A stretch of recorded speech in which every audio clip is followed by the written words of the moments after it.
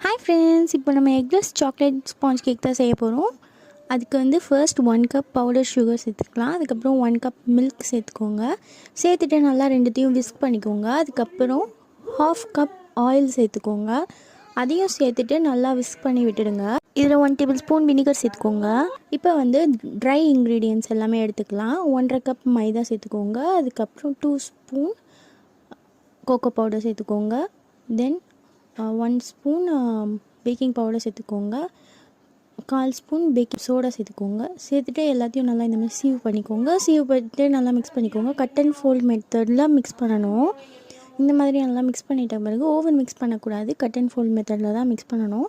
Mix பண்ணிவிட்டு இந்த மாதிரி டின்னில் ஊற்றிட்டு 10 மினிட்ஸ் ப்ரீ ஹீட் பண்ண அவனில் வந்து 160 டிகிரிக்கு 30 மினிட்ஸ் பேக் பண்ணி எடுத்திங்கன்னா சூப்பரான ஸ்பாஞ்சி சாக்லேட் கேக் ரெடி.